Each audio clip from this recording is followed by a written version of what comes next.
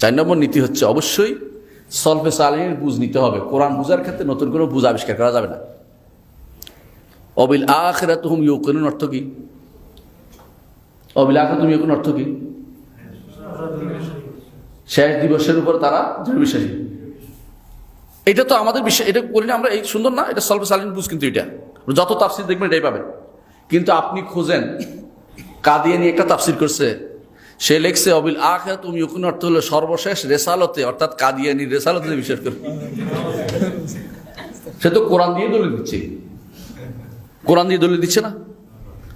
যারা হাদিস মানে না তারা সব কোরআন দিয়ে দলিল দেয়, আপনি জানেন? হাদিস মানে না, কোরআন দিয়ে দলিল দিচ্ছে ওরা, কিন্তু একটা আপনি দেখাতে পারবেন না। কোরআন দিয়ে দলিল দিচ্ছি আমরা। কোরআন বলছে নাজ্জালনা আলাইকাল কিতাবা তিবয়ানাল লিকুল্লি শাই, সবকিছু প্রমাণ এখানে আছে। তারা বলতেছে কিন্তু না, আপনাকে কোথায় যেতে হবে? সলফের বুঝে যেতে হবে। নিজের মতো বুঝলেই ভুল হবে।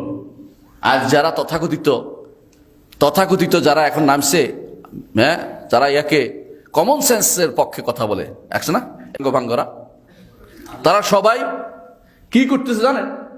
কমন সেন্স নাম দিয়ে তারা সব নিজেরা বুঝে, তারা কোরআন এবং সলফে সালিহিন বুঝ নিতে রাজি নেই। আমার সাথে তর্ক হচ্ছে, আমাকে দাওয়াত দিচ্ছে। আমি বললাম যে আমি আপনার সাথে দাওয়াতে যাবো কেন যাবো? আপনি কে? কি জন্য যেতে হবে আপনার কাছে?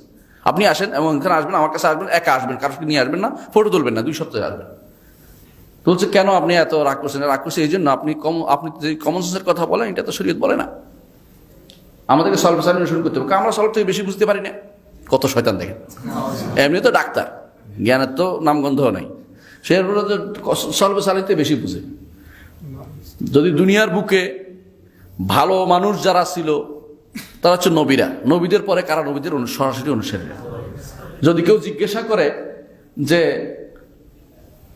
ঈসা আলাইহিসসালামের এদের শরীয়তের মধ্যে সবচেয়ে ভালো মানুষ বলে, তারা ঈসার সাথে যারা ছিল হাওয়ারিরা, তাই না?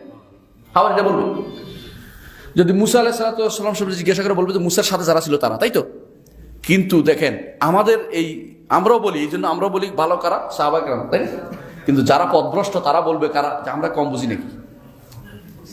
এরা সর্বপ্রথম রচনা করেছে কারা? এরা শিয়ার প্রথম তারা আলাদা করে দিয়েছে সাহাবায়ে কেরাম সম্পর্কে, তারা আমাদেরকে আলাদা করে ডিটেচ করে দিয়েছে। তারপর শুরু হয়েছে মুতাজিলারা, তারপর এখন তাদের সেই ধারাবাহিকতা চলছে। এখন যারা পথভ্রষ্ট তারা সবাই এই মানহাজ থেকে দূরে সরে গেছে।